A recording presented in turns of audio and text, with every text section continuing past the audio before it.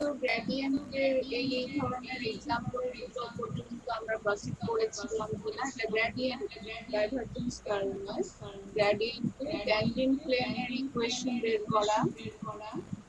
Tangent plane করা হয়েছিল একটা, ট্যানজেন্ট প্লেন করানো হয়েছিল।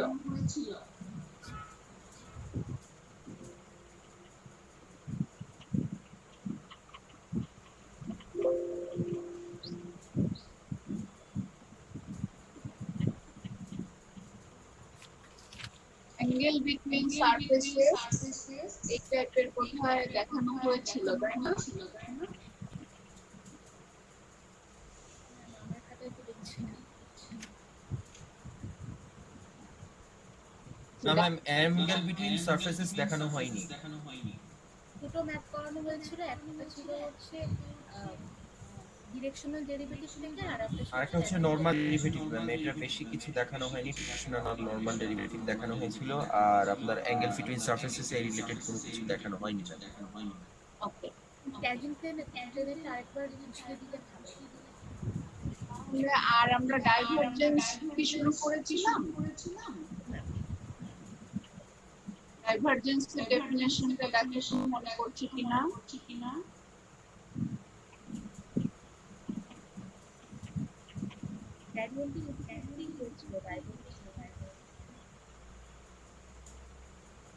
তাহলে আমার মনে হয় আমরা গ্রেডিয়েন্ট থেকেই আমরা আবার শুরু করি।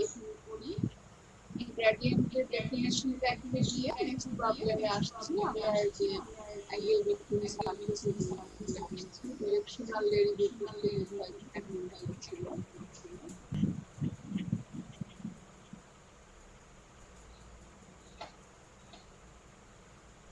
এই স্লাইডগুলো মনে হয় পিডিএফ আমাদেরকে পাঠানো হয়েছিল, তাই না?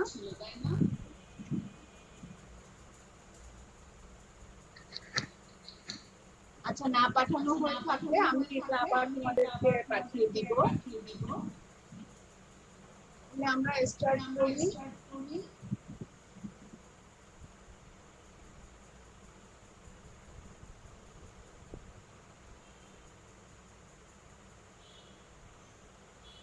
আজকে আমাদের টপিক হচ্ছে gradient, divergence and curve.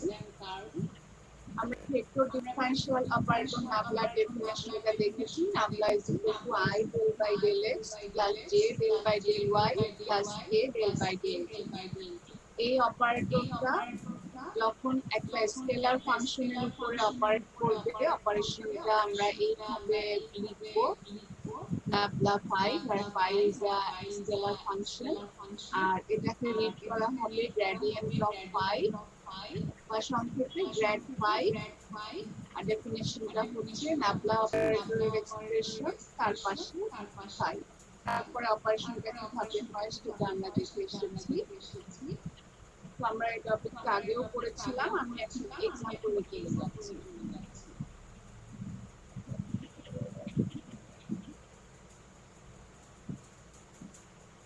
I একটা ফাংশন x y z এর, সেক্ষেত্রে গ্রেড phi এভাবে ক্যালকুলেট করতে পারি। First Nabla expression, then phi expression, then Nabla will operate on phi. That is I del by del x this plus j del by del x phi plus k del by del z phi. Then should be partial differentiation. After differentiation, use the value 1 minus 1 and finally get the result.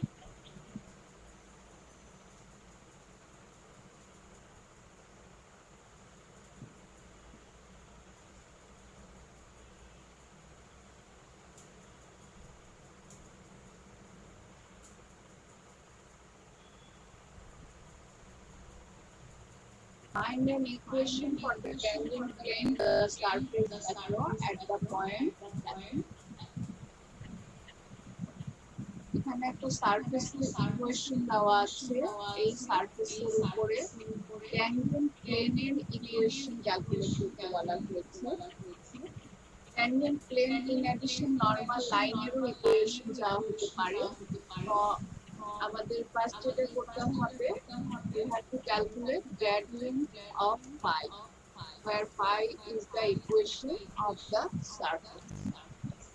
Grad phi, first we will calculate grad phi. After calculating gradient of this surface, we get this expression, and using the point, we get the grad phi at this point as 7i minus 3j plus 8k. We know grad phi is the vector perpendicular or normal to the surface. So this vector is normal to the given surface at the point 1, minus 1, 2. Now, for tangent plane, we choose a point small r. Here small r, that is coordinate of small r will be x, y, z. We choose a variable point on the tangent plane. Here small r is the point on the tangent plane. Now the equation of the tangent plane will be the vector from r0 to r, where r0 is the given point 1, minus 1, 2. R minus r0 dot n, where n is this normal, that is grad phi at the point r0. This is the general definition of tangent plane, where r0 is the given fixed point and r is a variable point on the tangent plane, and n is the normal vector at point r0. Then we put the value of this, where r is variable point x, y, z, r0 is 1, minus 1, 2. That is r minus r0 is a vector joining the point r and r0. Now calculate this dot product, and finally we get the expression, which is the equation of the tangent plane.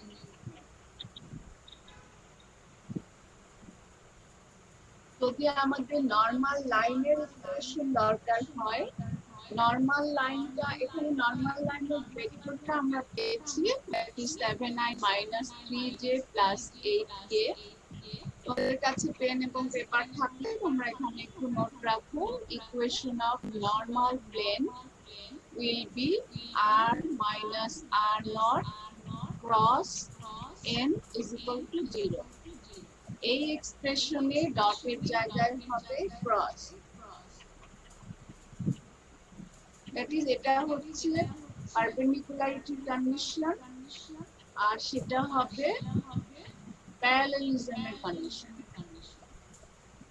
So সেক্ষেত্রে আমাদের আরেকবার একটু বলবেন ইকুয়েশনটা, মানে গোটা টার্মগুলো। একটু equation of normal line, equation of normal line at the point r0. আমি এই নোটেশনটা ইউজ করছি, এখানে যে নোটেশনটা ইউজ করা আছে r0 at the point r0 will be r minus r0 cross n is equal to 0. এই যে এক্সপ্রেশন দেখতে পাচ্ছ, স্কেলার এক্সপ্রেশন, শুধু ডটটা রিপ্লেস হবে ক্রস দিয়ে। ক্লিয়ার হয়েছে? হ্যাঁ ম্যাম। নরমাল লাইনের ইকুয়েশনে ডটটা রিপ্লেস করে ক্রস দিয়ে। ম্যাম, নরমাল লাইন আর গ্রেডিয়েন্টের পার্থক্য কি ম্যাম? গ্রেডিয়েন্টটা হচ্ছে নরমাল ভেক্টর, আর এই নরমাল লাইন সেম, এখানে হচ্ছে আমরা ভেক্টর ফর্মে পাচ্ছি, আর সেটা হচ্ছে ইকুয়েশন চাওয়া হচ্ছে। ইকুয়েশন, আমাদের লাইনের ইকুয়েশন 3D জিওমেট্রিতে আমরা এভাবে ক্রস প্রোডাক্ট দিয়েও বের করতে পারি, ইকুয়েশনটা হবে তোমার হচ্ছে দুটা ফর্মেই পেতে পারি আমরা। এটা ক্রস ইজ ইকুয়াল টু 0 লিখতে পারি, আদারওয়াইজ এটা r minus r naught is equal to some scalar into n, that is প্যারালেলিজমের কন্ডিশন। নরমাল লাইনের ইকুয়েশন যখন আমরা চাচ্ছি তখন লাইনের উপরে একটা ভেরিয়েবল পয়েন্ট থাকবে এক্স ওয়াই জেড, মানে এক্স ওয়াই জেড দিয়ে একটা এক্সপ্রেশন আসবে যেখানে এক্স ওয়াই জেডটা হচ্ছে লাইনের উপরে যে কোনো একটা পয়েন্টকে ইন্ডিকেট করে। ম্যাম, আচ্ছা আমরা নর্মাল লাইন বের করার সময় ইকুয়েশনটা কেন ইউজ করছি? আই মিন না, গ্রেডিয়েন্ট ভেক্টরটা নিজেই তো হচ্ছে কার্ভের নর্মাল লাইন বললেন, তো আমরা আবার গ্রেডিয়েন্ট ভেক্টরটা নরমাল লাইন এখানে শুধু আমরা ইউজ করব না যদি আমাদেরকে নরমাল লাইনের ইকুয়েশন চাওয়া হয়, দেন আমরা এটা করব। ইকুয়েশন না চাওয়া হলে আমরা আমাদের নরমাল ভেক্টর হচ্ছে এটা। যদি এই লাইনের ইকুয়েশন ফাইন্ড আউট করতে বলা হয় দেন আমরা এই বাড়তি কাজটা করবো, আমি যেটা বললাম। যেমন এই কোশ্চেনে সেটা চাওয়া হয়নি, এখানে শুধু ট্যানজেন্ট প্লেনের ইকুয়েশন বলা হয়েছে, আমরা ট্যানজেন্ট প্লেন পর্যন্ত দিয়ে শেষ করে দিয়েছি। শুধু যদি নরমাল ভেক্টরটা চাওয়া হয় আমরা এই গ্রেডিয়েন্ট বের করে শেষ। কিন্তু নরমাল ভেক্টর ইন অ্যাডিশন তার ইকুয়েশন যদি চাওয়া হয়, মানে এই কোশ্চেনের জন্য আমরা কিন্তু নরমাল ইকুয়েশন নরমালের ইকুয়েশনটা ফাইন্ড আউট করব। নরমাল যদি চাওয়া হয় ইকুয়েশন তখন, আর শুধু নরমাল চাওয়া হলে তুমি এটাই বের করবে। আমি আবারও ক্লিয়ার করছি, ইকুয়েশন চাওয়া হলে শুধুমাত্র তুমি এই একটা ভেরিয়েবল পয়েন্ট ধরে নিবে, দেন তুমি সেটার ইকুয়েশন ফাইন্ড আউট করবে। যেমন এটা কিন্তু কোনো ইকুয়েশন না, এটা কি ইকুয়েশন? আমরা যে নরমাল ভেক্টরটা দেখতে পাচ্ছি না ম্যাম। তাহলে কোশ্চেনটা ক্লিয়ার হয়েছে। যদি আমাকে নরমাল লাইনের ইকুয়েশন চাওয়া হয় দেন আমরা সেই ইকুয়েশন ফাইন্ড আউট করব। আদারওয়াইজ শুধু যদি নরমাল ভেক্টর চাওয়া হয়, এটা যদি ইউনিট নরমাল বলা হয় তাহলে আমরা এটার ইউনিট ভেক্টরটা বের করব, এটসেট্রা। এরপর এখানে ডিরেকশনাল ডেরিভেটিভের একটা প্রবলেম দেওয়া আছে, আমার মনে হয় ডিরেকশনাল ডেরিভেটিভ ক্লাসে খেলছিলাম। ডিরেকশনাল ডেরিভেটিভ ডেফিনিশনটা ছিল এই যে নিচে দেখো at phi dot a, এটা হচ্ছে ডিরেকশনাল ডেরিভেটিভের ডেফিনিশন। মানে নরমাল ভেক্টরের component along a particular vector, যেই ভেক্টরের ডিরেকশনে আমাদের ডিরেকশনাল ডেরিভেটিভ ক্যালকুলেট করতে বলা হবে, আমরা সেই ভেক্টরের প্রজেকশন, আমরা আমাদের নরমাল ভেক্টরের প্রজেকশন নিব সেই গিভেন ভেক্টরটার উপরে। এই কোশ্চেনে ফাই দেওয়া আছে, ফাই এর directional derivative at this point in the direction at, তাহলে আমরা গ্র্যাড ফাই বের করব। এই পয়েন্টে গ্র্যাড ফাই কত সেটা, দেন আমরা এই ডিরেকশনের ইউনিট ভেক্টরের সাথে আমরা গ্র্যাড ফাই এর ডট প্রোডাক্ট নিব, which is the component or projection of grad phi along the direction a. এই প্রবলেম আমরা ক্লাসে দেখিয়েছিলাম, আমি স্কিপ করছি। Find the angle between surfaces, আমাদের দুটো সারফেসের ভেতরে অ্যাঙ্গেল ক্যালকুলেট করতে বলা হতে পারে। দুটো সারফেসের ভেতরে অ্যাঙ্গেল বলতে আমরা আসলে মিন করছি এখানে দুটো সারফেসের যে পয়েন্টকে বলা হবে সেই পয়েন্টে তাদের যে নরমাল আছে, নরমাল মিনস গ্রেডিয়েন্ট, সেই নরমাল এর ভেতরে যে অ্যাঙ্গেল ক্রিয়েট হবে সেই অ্যাঙ্গেলটাই হচ্ছে আসলে সারফেসের ভেতরে অ্যাঙ্গেল। তাহলে আমাকে সারফেসের অ্যাঙ্গেল যদি ক্যালকুলেট করতে বলা হয় তাহলে আমরা যেটা করব, সেই সারফেস দুটো নরমাল ক্যালকুলেট করব, দেন সেই নরমাল দুটো ভেক্টর, সেই ভেক্টর ভেতরে অ্যাঙ্গেল আছে সেটা আমার এটা সারফেস, এটাকে আমি phi1 এটাকে phi2 বলছি।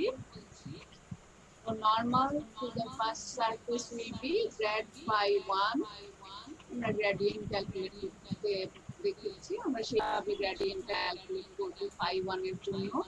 গ্রেড phi বের করলাম, দেন আমরা এই পয়েন্টে গ্রেড ফাই এর ভ্যালুটা নিচ্ছি। গ্রেড ফাই এর ফাই 1 হচ্ছে এই পয়েন্টে 4i minus 2j plus 4। আবার আমরা সেকেন্ড যে সারফেসটা আছে সেটাকে আমরা ফাই 2 বলছি, সেটার নরমালকে আমরা গ্রেড ফাই 2 বলছি। সো গ্রেড ফাই 2 ক্যালকুলেট করলাম এবং আমরা এই পয়েন্টটা আবার বসালাম।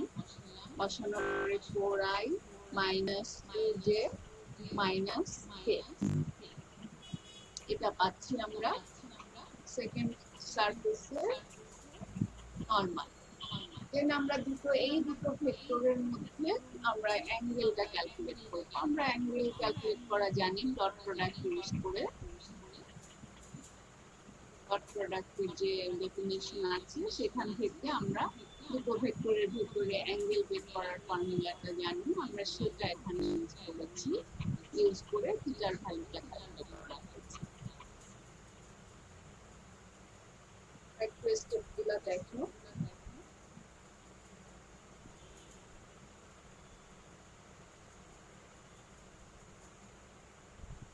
আমার মনে হয় এই ক্যালকুলেশন তোমাদের না করার কিছু নাই, জাস্ট ডট প্রোডাক্ট করা। তাহলে গ্রেডিয়েন্টে আমাদের যে ধরনের প্রবলেমগুলো থাকতে পারে সেগুলো হচ্ছে যে ডিরেকশনাল ডেরিভেটিভ রিলেটেড, আর সাথে হচ্ছে এরকম সারফেসের ভেতরের অ্যাঙ্গেল, তারপরে সারফেসের নরমাল লাইন এবং ট্যানজেন্ট প্লেন, এগুলো ইকুয়েশন, এই টাইপের প্রবলেম। আর এছাড়া গ্রেডিয়েন্ট ক্যালকুলেট করা, ইউনিট নরমাল ভেক্টর ক্যালকুলেট করা, নরমাল ভেক্টর ক্যালকুলেট করে এটা আমাদের ইন্টিগ্রেশনও আবার প্রয়োজন হবে। ইউনিট নরমাল আমাদের ইন্টিগ্রেশন সারফেস ইন্টিগ্রাল নামে একটা টপিক আছে, সেখানে আমাদের এই সারফেসের ইউনিট নরমালটা প্রয়োজন হবে।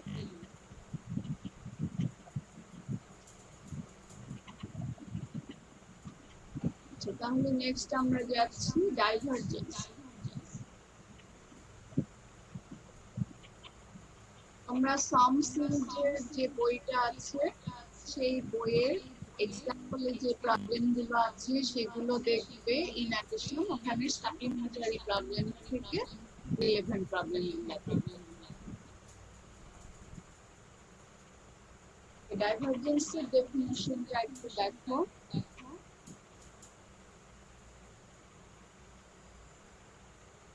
Let V is a vector function, then divergence of V is written as nabla dot V or read as div V, that is divergence of V, and is defined by nabla dot V. আমরা নাবলার এক্সপ্রেশনটা লিখলাম, dot দিয়ে আমরা V expression লিখলাম, এরপরে dot product কিভাবে calculate করতে হয় তাকে সেইভাবে ক্যালকুলেট করা হয়েছে। থিটা ছিল ভেক্টর ফাংশন, আর ডট প্রোডাক্ট আমরা যে রেজাল্টটা পাচ্ছি সেটা একটা স্কেলার কোয়ান্টিটি।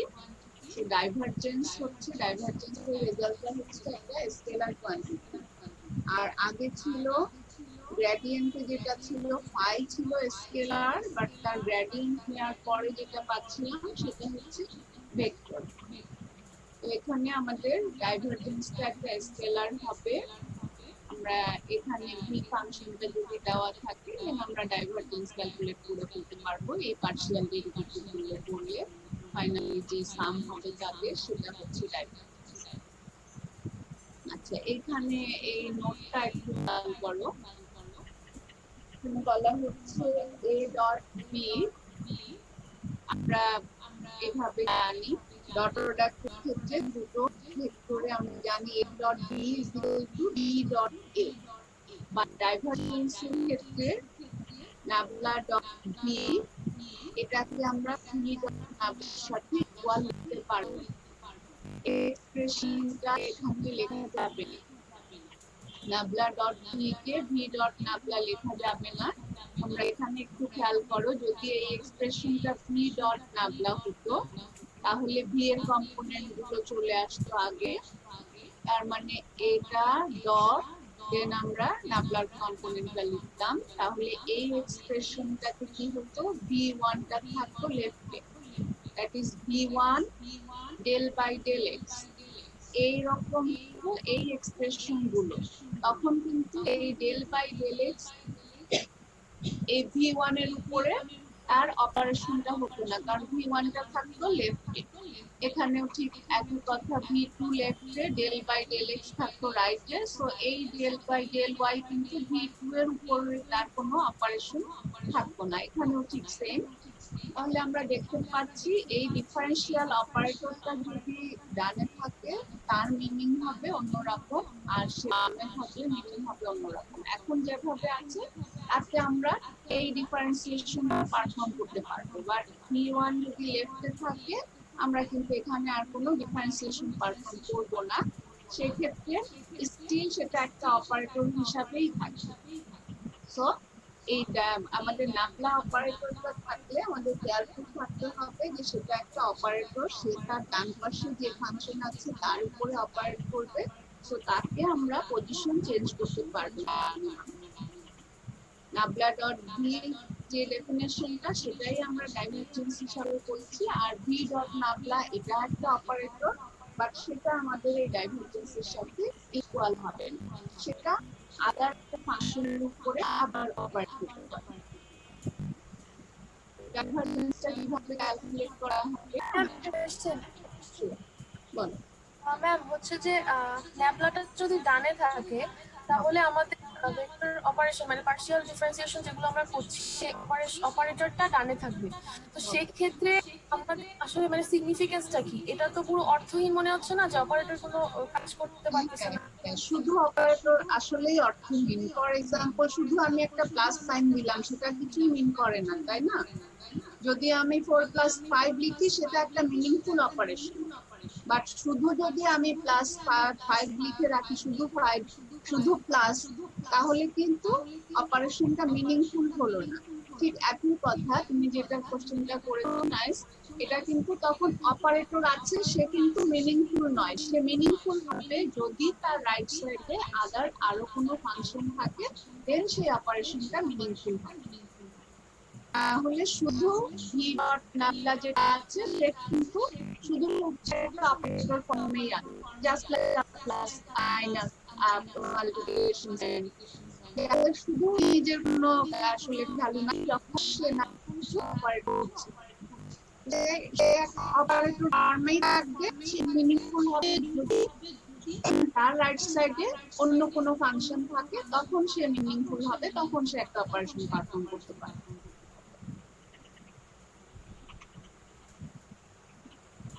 আমার মনে হয় ক্লিয়ার হয়েছে, তাই তো? জি ম্যাম। আচ্ছা নেক্সট দেখো, এ একটা ভেক্টর দেওয়া আছে, আমরা বলছি এটাকে ডাইভারজেন্স অফ এ ক্যালকুলেট করা। জাস্ট ডাইভারজেন্সটা কিভাবে ক্যালকুলেট করা হয় প্রসেসটা এখানে দেখানো আছে। আমরা আসলে এখানে ক্লাসে তো আমরা কিছুটা হলেও প্র্যাকটিস করি, আমি অনলাইনে সে প্র্যাকটিসে যাচ্ছি না, তোমরা বাসায় অবশ্যই আমাদের ম্যাক্সিমাম দেখে আসলে হবে না যদি নিজে হাতে প্র্যাকটিস না করো, তাই না? তো তোমরা ক্লাসের শেষে অবশ্যই এগুলো আবার নিজেরা প্র্যাকটিস করবে, সেম প্রবলেম গুলা নিয়েই করো, তারপর তোমরা বই থেকে সাপ্লিমেন্টারি প্রবলেমস দেখো। ম্যাম এই ডাইভারজেন্সটা অ্যাকচুয়ালি কি মিনিং করে, মানে আমাদের প্র্যাকটিক্যালি কি মিনিং করে বা কি বের করি এটা দিয়ে আমরা? একটু ফিজিক্যাল মিনিংটা একটু বলার চেষ্টা করি। ডাইভারজেন্সটা আমাদের ইউজুয়ালি যে ইন্টারপ্রিটেশন গুলো আছে সাধারণত ফ্লুইড ফ্লো দিয়ে ইন্টারপ্রেট করা হয়। ফ্লুইড ফ্লোর ভেলোসিটিটা একটা ভেক্টর, আমরা জানি ভেলোসিটি একটা ভেক্টর। সো মনে করো একটা ফ্লুইডের ফ্লোকে আমরা কনসিডার করছি, সেখানে ইউনিট ভলিউমে loss of volume per unit time যে কোয়ান্টিটিটা, সেটা হচ্ছে এই ডাইভারজেন্স কোয়ান্টিটিটা, সেটাকে ইন্ডিকেট করে। আর মানে একটা ফ্লো আছে, ফ্লোটা সে একটা ইউনিট কিউব, সেখানে ফ্লো ঢুকছে, ফ্লো বের হয়ে যাচ্ছে, loss of fluid per loss বা গেইনও বলা যেতে পারে। আমরা যদি ইনকামিং ফ্লুইড ধরি তখন আমাদের কারণ আমরা গেইন হিসাবে ইউজ করতে পারি, আর যদি আউটগোয়িং ধরে নেই তাহলে সেটাকে আমরা লস অফ বলতে পারি। সো ফাইনালি বলা হচ্ছে loss of fluid per unit volume, সেটাকে আমরা ডাইভারজেন্স, মানে ফ্লুইডের ভলিউম, সেই কোয়ান্টিটিটা মানে মাস আর কি, ফ্লুইডের মাস। সো ডাইভারজেন্সটা মাস ইন্ডিকেট করছে, মানে ভেলোসিটি ভেক্টর ভিটা যদি ভেলোসিটি ভেক্টর হয় তাহলে ডাইভারজেন্সটা সেটা ফ্লুইডের মাসকে ইন্ডিকেট করছে। সো মাস একটা স্কেলার কোয়ান্টিটি। এখানে আমরা ফ্লুইড ভেলোসিটির জায়গায় যে কোনো ফ্লো বা ফ্লাক্স কে কনসিডার করতে পারি, সেটা ইলেকট্রিক ফ্লাক্স, ম্যাগনেটিক ফ্লাক্স, যে কোনো ফ্লাক্স হতে পারে। সেটাকে মাসটাকে ইন্ডিকেট করে অ্যাকচুয়ালি ডাইভারজেন্স কোয়ান্টিটি। আচ্ছা ম্যাম, তাহলে সলিনয়েডালের সঙ্গে এর সম্পর্কটা কি ম্যাম? সলিনয়েডাল বা ট্রিপলির এই কনসেপ্টটাকে কেন ব্যবহার করা হচ্ছে?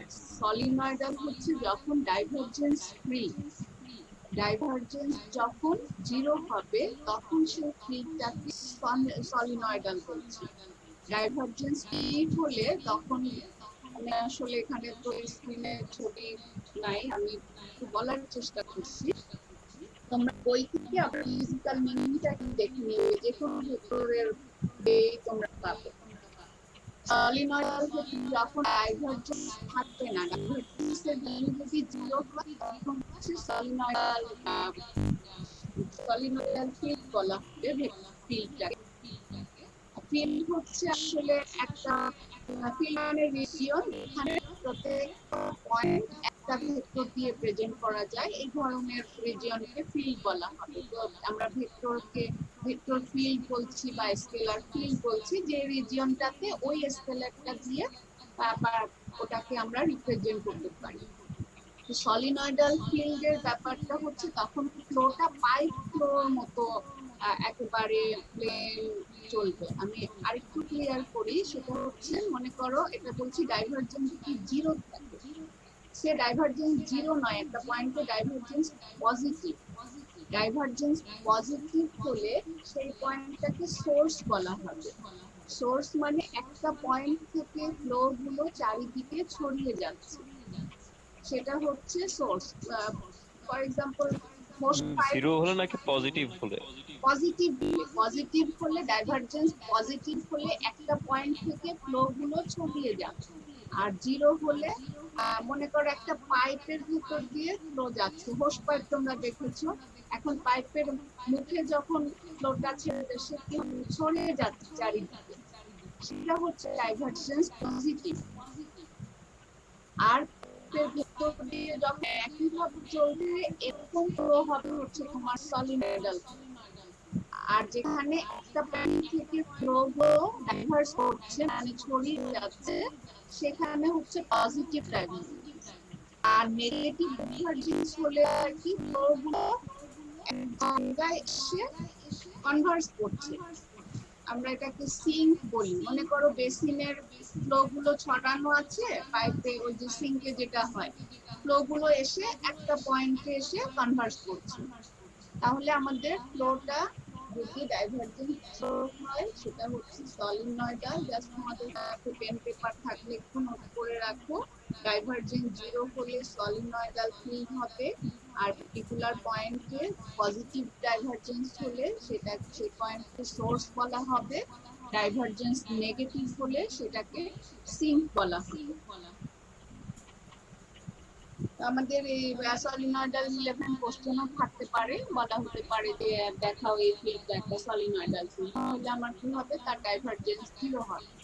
যেমন আমি এখানে যেটা করে, এই ভেক্টরটা যদি একটা ভেলোসিটি ভেক্টর হয়, এটাকে আমরা কিন্তু সলিনয়েডাল বলতে পারবো না, তাই না? এর ডাইভারজেন্সটা কিরকম হচ্ছে, এই যে এক্সাম্পলে যে ডাইভারজেন্সটা এটা সিঙ্ক হয়ে গেছে না, নেগেটিভ সিঙ্ক। তো আমরা ফিজিক্যাল মিনিং দেখি অ্যাকচুয়ালি, আর যে আমরা বলছি যে আসলে ভেক্টর তার ডাইভারজেন্স নিলে হচ্ছে স্কেলার, স্কেলার এখানে আসলে মাস কোয়ান্টিটিটাকে রিপ্রেজেন্ট করছে। তো সেটা ফ্লুইডের ক্ষেত্রে এমন হবে, অথবা তোমার অন্য কোনো ফ্লোর ক্ষেত্রে আমরা ফ্লাক্স, যেটা ফ্লাক্স কোয়ান্টিটিটা আর সেটা স্কেলার কোয়ান্টিটি হয়, সেটা ইন্ডিকেট করবে এই ডাইভারজেন্স।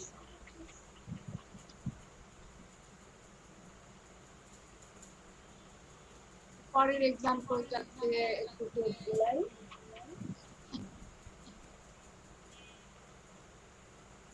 আমাদের একটা স্কেল ফাংশন ফাই দেওয়া আছে আর এখানে এরকম একটা এক্সপ্রেশন ফাইন্ড আউট করতে বলা হচ্ছে। এই ফাই এর জন্য find divergence of gradient phi.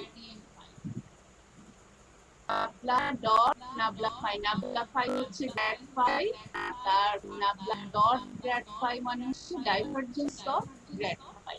সেটা যদি অ্যাঙ্গেল দিয়ে বলা থাকে ডাইভারজেন্স গ্রেড ফাই, তাহলে আমরা এই এক্সপ্রেশনটা ক্যালকুলেট করব।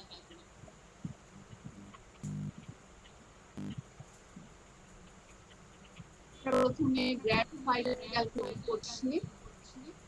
গ্রেড ফাই ক্যালকুলেট করলাম, করার পরে আমরা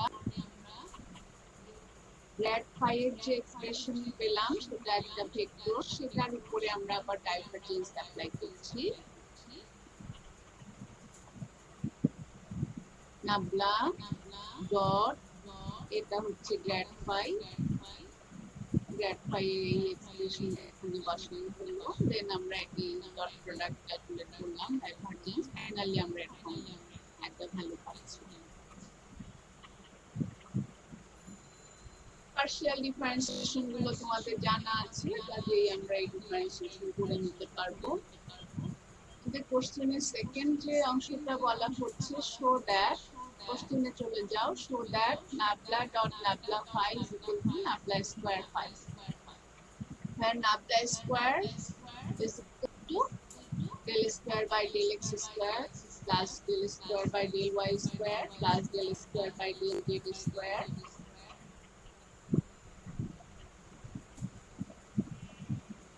এই যে অপারেটরটা নাবলা স্কয়ার, এটাকে বলা হবে Laplacian operator. Nabla square means nabla dot nabla, এটাও কিন্তু একটা অপারেটর, এটা কোনো ফাংশনের উপরে যখন অপারেট করবে তখন সেই ইফেক্ট হবে। আর nabla square pi is equal to 0 লিখলে যে ইকুয়েশন পাওয়া যায় সেটাকে ল্যাপ্লাসিয়ান ইকুয়েশন বলা হয়। এই ধরনের আমরা আবার অন্যান্য টপিকসে আমরা পেতে পারি ল্যাপ্লাসিয়ান অপারেটরটা। তাহলে নাবলা স্কয়ার হচ্ছে নাবলা ডট নাবলা, এটা প্রুফ এখানে দেখানো হয়েছে। জাস্ট নাবলা এক্সপ্রেশন ডট দিয়ে এই নাবলা ফাই এর এক্সপ্রেশন লিখে তারপরে আমরা এখানে ডট প্রোডাক্টটা ক্যালকুলেট করলে এইভাবে পাওয়া যায়। তো আমাদের কোথাও যদি এই নাবলা ডট নাবলা ফাই ক্যালকুলেট করতে বলা হয়, ফর এক্সাম্পল আমার কোশ্চেনে যে এ পোরশনটা আছে সেটা আছে, মনে করো বিটা নেই, শুধু এ আছে, এক্ষেত্রে তোমরা নাবলা ডট নাবলা ফাই কে নাবলা স্কয়ার ফাই লিখে সরাসরি কেউ যদি এই অপারেটরটা ইউজ করো সেটাও হবে। আমরা এখানে যেভাবে আলাদা আলাদা ভাবে করলাম, আগে নাবলা ফাই বের করে নিলাম, তারপর তার ডাইভারজেন্স করলাম, এভাবেও করতে পারো, অথবা সরাসরি তোমরা এই অপারেটরটা ফাই এর উপরে অ্যাপ্লাই করতে পারো। মানে কোশ্চেন এতে ডেটা দেওয়া আছে, তোমরা এভাবেই শুরু করতে পারো, nabla dot nabla phi is equal to nabla square phi লিখে, নাবলা স্কয়ার এর মিনিং হচ্ছে এটা, এরপর এই ডিটেইল এখানে প্রত্যেকটার এখানে ফাই বসবে, ফাই বসে সেখানে ডাবল ডেরিভেটিভ করা হবে। তো এটা তোমরা এই এক্সপ্রেশনের ক্ষেত্রে নাবলা স্কয়ার ইউজ করেও করতে পারো।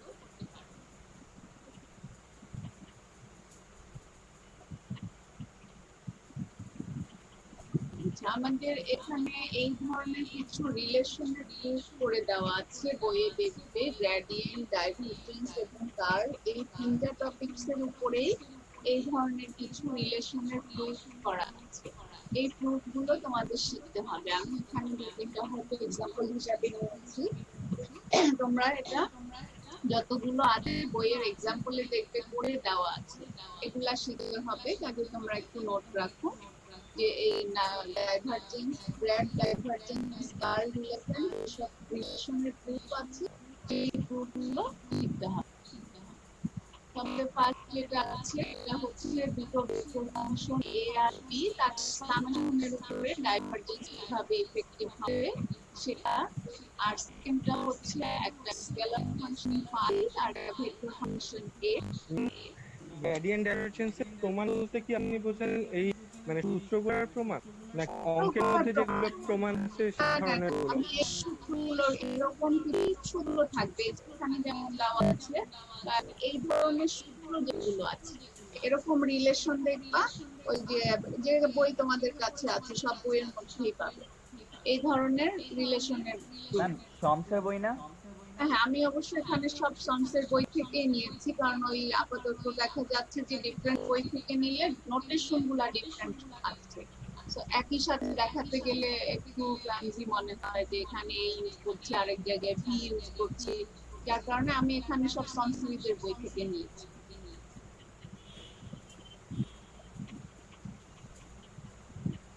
সংস্কৃতের বই ছাড়াও অন্য বইগুলোতেও আছে এই যে এই প্রুফ। প্রুফ বলতে আমি এই রিলেশন গুলোর প্রুফের কথা বলছি। Okay ma'am.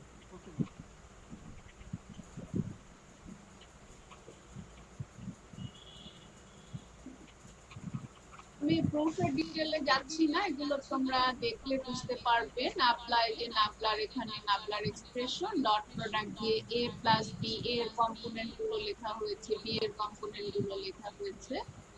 So a plus B যেমন হবে সেটা লেখা হয়েছে, তারপরে ডট প্রোডাক্টটা পারফর্ম করা হয়েছে। এটা ডাইভারজেন্স রিলেটেড। আর সেকেন্ড যেটা আছে সেটাও ডাইভারজেন্স, এটা হচ্ছে একটা স্কেলার ফাংশন এবং ভেক্টর ফাংশনের প্রোডাক্টের উপরে ডাইভারজেন্স কিভাবে অ্যাপ্লিকেবল হবে সেটা। এর প্রুফটার দিকে যদি একটু তাকাই, এখানে ওই একই ভাবে ডাইভারজেন্সের ডেফিনেশন ইউজ করা হলো। এখানে নাবলার পরিবর্তে নাবলার এক্সপ্রেশন লিখে ডট প্রোডাক্ট যদি করি, সো ডট করলে আমরা এটা পাচ্ছি। আর এই জায়গাতে এই ডিফারেন্সিয়েশনটা কিভাবে ইফেক্টিভ হবে, এখানে হচ্ছে দুটো ফাংশনের প্রোডাক্ট, এই a1 কম্পোনেন্ট এটাও স্কেলার, ফাইটাও স্কেলার। সো দুটো স্কেলার ফাংশনের প্রোডাক্ট, দ্যাট মিন্স ইউভি এর উপরে আমরা যেভাবে ডিফারেন্সিয়েশন অ্যাপ্লাই করি ঠিক একইভাবে এখানে অ্যাপ্লিকেবল হবে। যে একবার ফাই এর ডেরিভেটিভ হলো a1 অ্যাজ ইট ইজ থেকে গেল plus phi as it is, আর ডিফারেন্সিয়েশন হলো এ। ঠিক প্রত্যেকটা টার্ম একইভাবে ডিফারেন্সিয়েট করা হলো, করার পরে আবার এই টার্মগুলোকে কালেক্ট করে আমরা আবার আমাদের আগের ফর্মে নিয়ে আসলাম, তারপর সেখান থেকে এটা লেখা হয়েছে।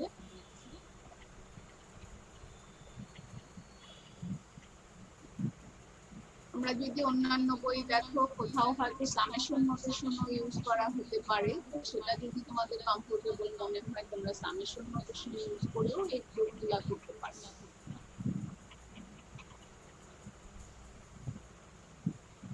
আমরা একটু আগে সলিনয়েডালের কথা বলছিলে, এখানে সেই ডেফিনেশনটা দেওয়া আছে। যদি ডাইভারজেন্স জিরো হয় তাহলে এই ভেক্টরকে বা ভেক্টর ফিল্ডকে সলিনয়েডাল ফিল্ড বলা হবে।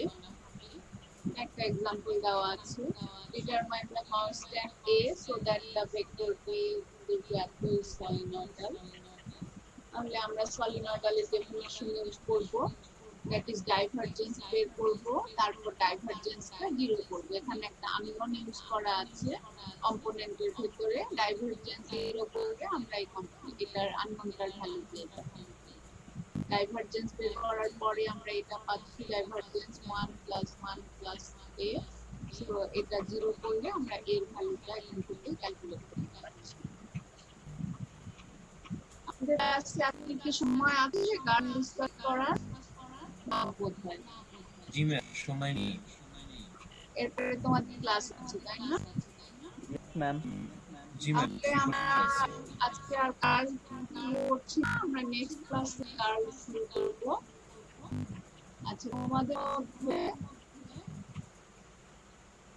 সবাই কি এখানে অ্যাটেন্ডেন্স দিয়েছো?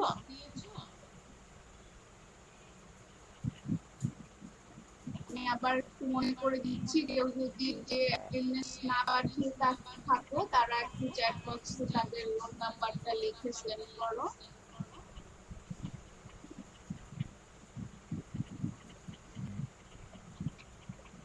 আচ্ছা, আজকের ক্লাসের যে ক্লাসটা এটা কি তোমাদেরকে সেন্ড করার দরকার আছে? দিলে ভালো হয় ম্যাম রেকর্ডটা। ঠিক আছে, তাহলে আমি এটা দিয়ে দিব।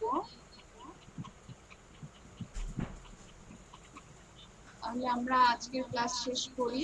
ভালো থাকো সবাই। আসসালামু আলাইকুম ম্যাম। আসসালামু আলাইকুম ম্যাম।